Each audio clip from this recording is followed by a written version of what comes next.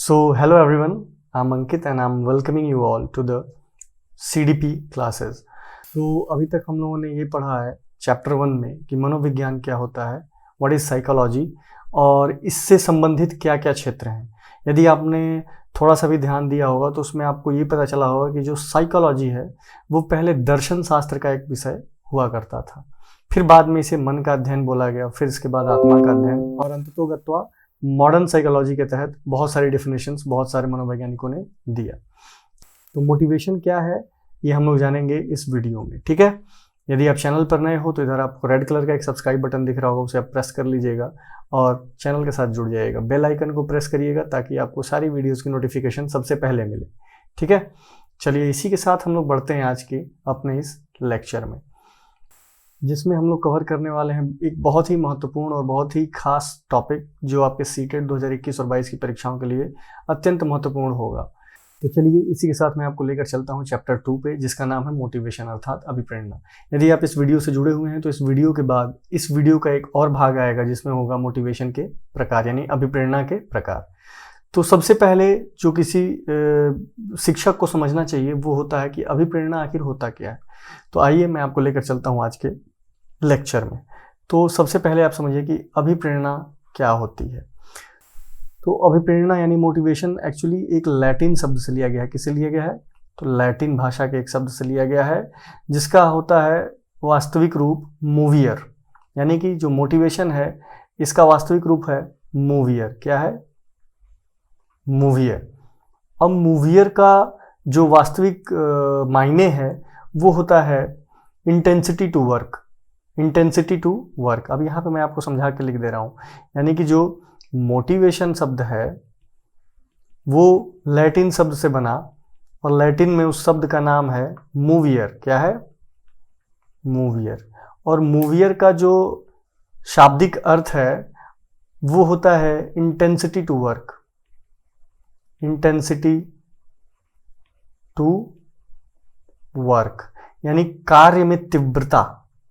कार्य में तीव्रता, यहां पे मैं आपको लिख दे रहा हूं कार्य में तीव्रता मतलब स्पीड।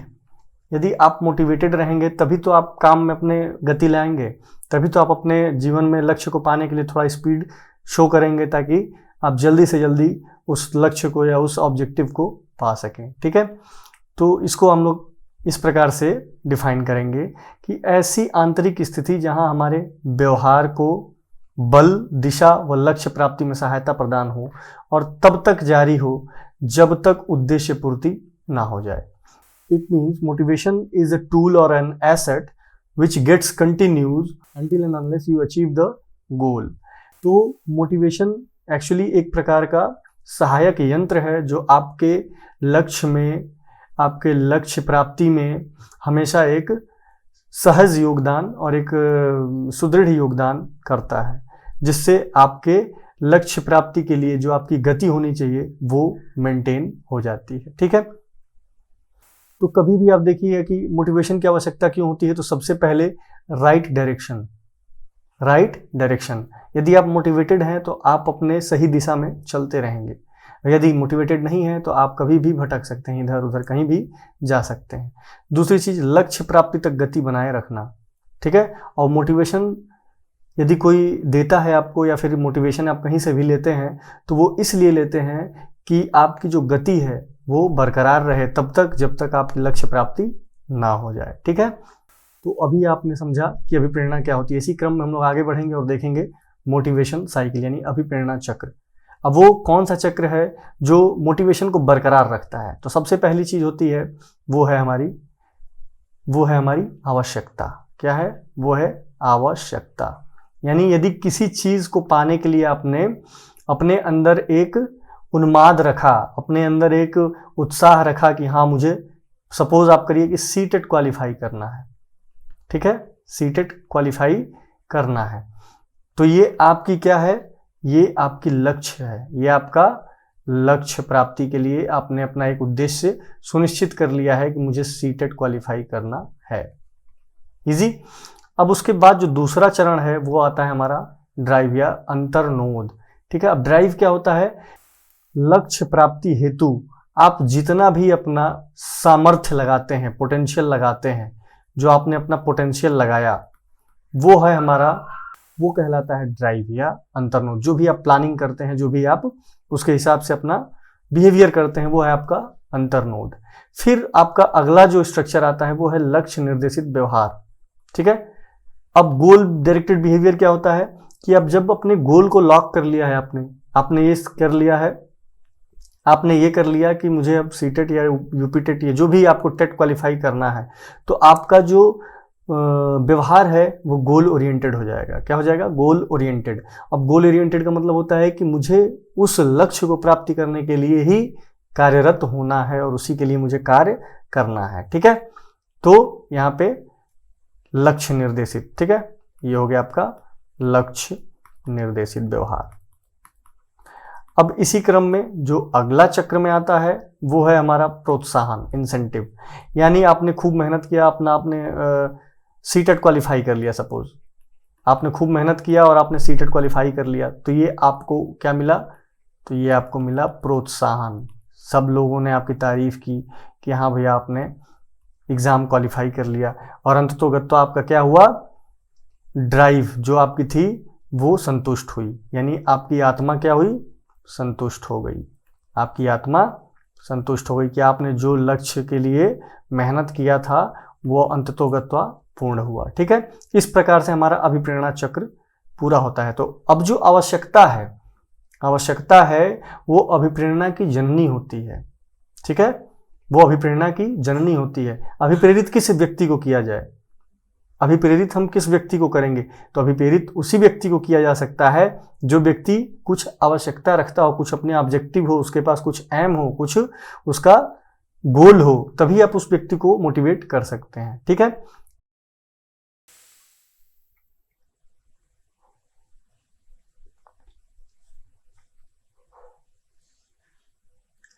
तो चलिए इसी क्रम में हम लोग दूसरे अपनी प्रक्रिया को समझते हैं, जो कि एक बहुत ही महत्वपूर्ण चरण है आपके अभिप्रेरणा चक्र का। तो ये होता है हमारा अंतर्नोद। क्या है? अंतर्नोद, यानी कि ड्राइव। अब देखिए ड्राइव क्या था, मैंने आपको बताया था कि जब आपकी आवश्यकता उत्पन्न होती है तो उसके बाद जब आप तनाव लेते हैं किसी चीज़ का कि आप कैसे उस चीज़ को अचीव करेंगे, और आप तरह तरह की अपनी क्रियाएं करते हैं, और उसके लिए सिलेबस इकट्ठा करना, उसके लिए एक प्रॉपर प्लानिंग करना, सब्जेक्ट प्लान करना, टाइम टेबल बनाना, कि किस प्रकार से आप उस चीज़ को क्रैक करते हैं, उस एग्ज़ाम को क्रैक करते हैं। तो जो आप सक्रिय भागीदारी लेते हैं कि उस लक्ष्य को प्राप्ति करने के लिए आप कितना सक्रिय हैं, वही आपकी अंतर्नोद या वही आपकी ड्राइव कहलाती है। यानी कि आवश्यकता के बाद उत्पन्न तनाव और सक्रियता की स्थिति ही अंतर्नोद या ड्राइव कहलाती है। ठीक है, अब आगे इसी क्रम में तीसरा देखिए कि प्रोत्साहन क्या है। तो प्रोत्साहन मैंने आपको सिंपल बताया कि जब आप लक्ष्य की प्राप्ति कर लेते हैं तो वहां पर आपका जो अंतर्नोद है, जो ड्राइव है, वो संतुष्ट हो जाता है कि हाँ मैंने जो चीज चाहा वो पा लिया। तो यहां पर आपको प्रोत्साहन एक थोड़ा सा, तो यहां पर मैं आपको एक छोटा सा उदाहरण के रूप में समझाता हूं कि आप किस तरह से जो है वो प्रोत्साहित होते हैं और किस तरह से आप हतोत्साहित होते हैं या निराशा या कुंठा आपके हाथ लगती है। ठीक है, अब समझिएगा कि वह स्थिति जहां आवश्यकता की पूर्ति होती हो और अंतर्नोद संतुष्ट होता है, वह प्रोत्साहन कहलाता है। जब व्यक्ति को प्रोत्साहन नहीं मिलता है तो वह कुंठित हो जाता है। ठीक है, यानी कि बात ये हो रही है कि यदि आप सक्सेसफुल हुए तब तो आप हैप्पीली अपने अपने कार्य क्षेत्र में बिजी हो जाएंगे, और यदि आपको असफलता मिलती है तो आप असंतुष्ट हो जाते हैं, और हो सकता है कि आपके अंदर निराशा व कुंठा की उत्पत्ति हो जाए। चलिए समझिए इसको एक छोटे से डायग्राम की सहायता से, मैं आपको कोशिश करता हूं कि समझा पाऊं।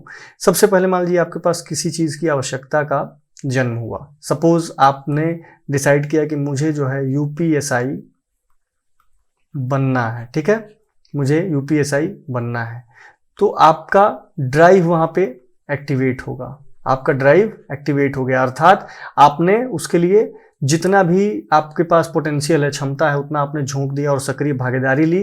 उसके लिए कितना सिलेबस है, क्या पढ़ना है, कैसे पढ़ना है, आपने डिसाइड कर लिया। ठीक है, अब फिर आप क्या करेंगे? लक्ष्य निर्देशित व्यवहार करेंगे, यानी GDB, गोल डायरेक्टेड बिहेवियर। ठीक है, अब आपने GDB भी फॉलो किया और गोल डायरेक्टेड बिहेवियर भी किया।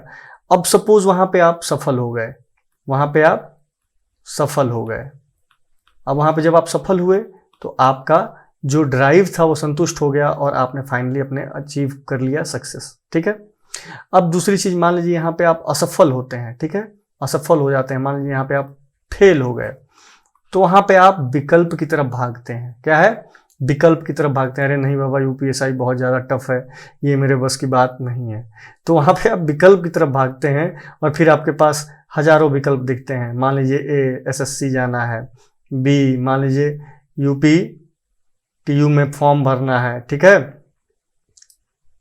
ऑप्शन नंबर सी, मान लीजिए आपने, अच्छा ठीक है, क्लर्क बन जाते हैं, ठीक है। तो आपके पास हजारों ऑप्शन आएंगी। तो यदि आप वहाँ पे भी असफल होते हैं, वहाँ पे भी फेल होते हैं, तो आपके पास फिर निराशा व कुंठा हाथ लगती है। आप हतोत्साहित हो जाते हैं और वहाँ पे आप सिर्फ और सिर्फ निराशा और कुंठा को जन्म देंगे। कोई व्यक्ति आपके सामने सफल है तो आप उसको एक सीधी आंख से देखना पसंद नहीं करेंगे। तो ये सब चीज़ें क्या होती हैं, इंसान के अंदर ऑटोमेटिकली उत्पन्न हो जाती हैं, ठीक है। कि आपने उस एग्जाम की प्रिपरेशन की, कोई सामने वाला व्यक्ति वो हो गया और आप नहीं हो पाए, तो उसके लिए आपके मन में कहीं ना कहीं एक कुंठा और निराशा जरूर रहती है, ठीक है। अब इसी क्रम में हम लोग समझेंगे कि कुंठा और निराशा के क्या क्या कारण हो सकते हैं। सबसे पहला कारण है कि आपके पास उतना अमाउंट में साधन ही उपलब्ध नहीं हो, यानी कि लैक ऑफ एप्रोप्रिएट टूल्स,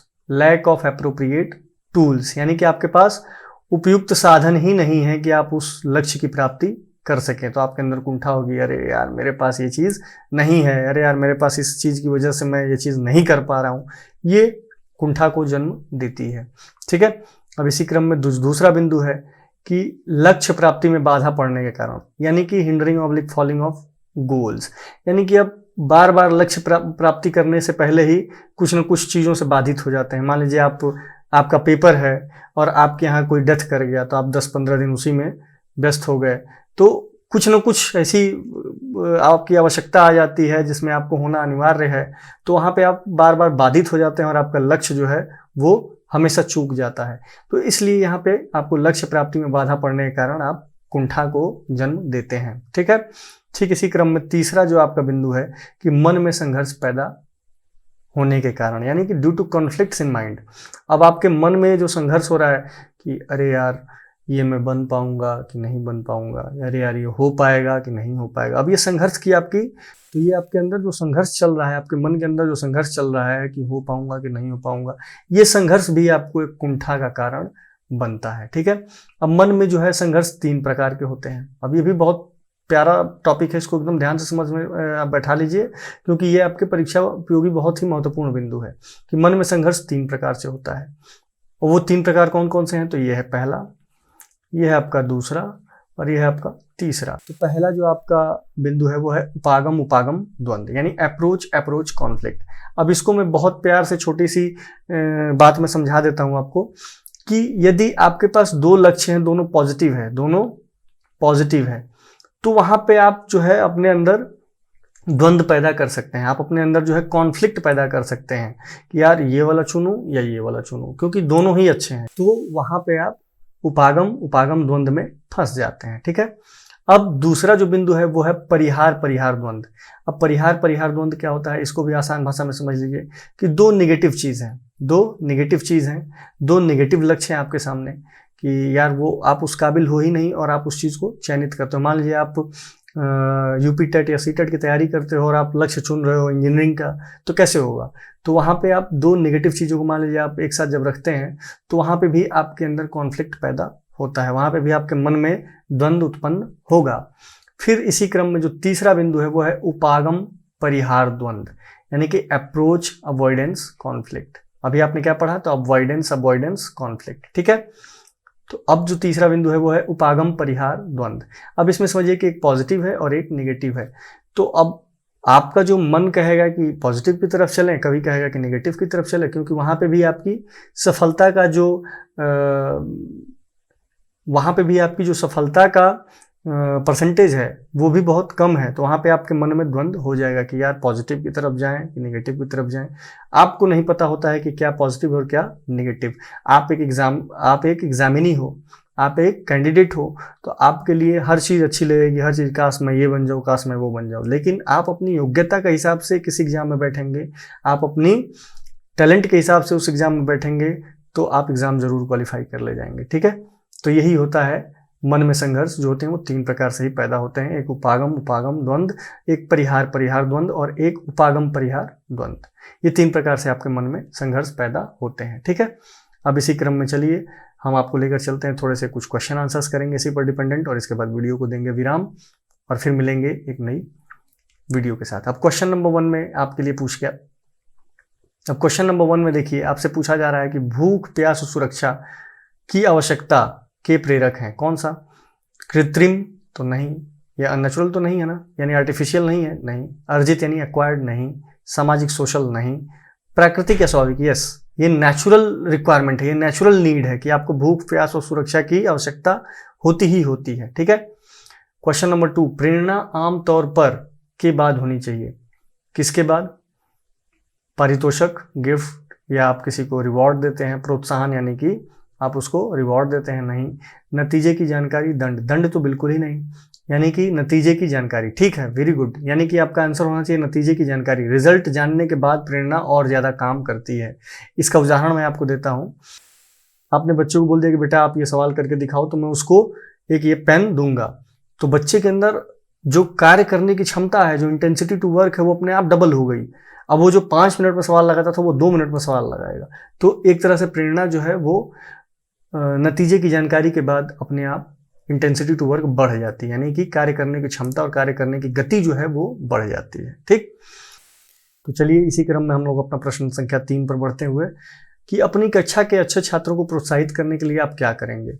उनकी प्रशंसा करेंगे, हो सकता है। उनसे दोस्ताना व्यवहार करेंगे, ये तो बिल्कुल जरूरी है। उन्हें उत्तरदायित्व वाले कार्य सौंपेंगे, रिस्पॉन्सिबिलिटी भी है, यानी कि ये सभी, यानी कि 4th ऑप्शन आपका ये उचित है, क्योंकि आप ये सभी गुण बच्चों में देंगे और उनके हिसाब से ही आप उसको क्या करेंगे? प्रोत्साहित करेंगे। चलिए इसी क्रम में क्वेश्चन नंबर 4 देखते हैं। द्वंद्व उत्पन्न नहीं होता है, कब द्वंद्व उत्पन्न नहीं होता? आवश्यकता की पूर्ति या लक्ष्य प्राप्ति में बाधा आती हो, तो आवश्यकता की पूर्ति की बात कही है तो यहाँ पे ये ऑप्शन नहीं होगा।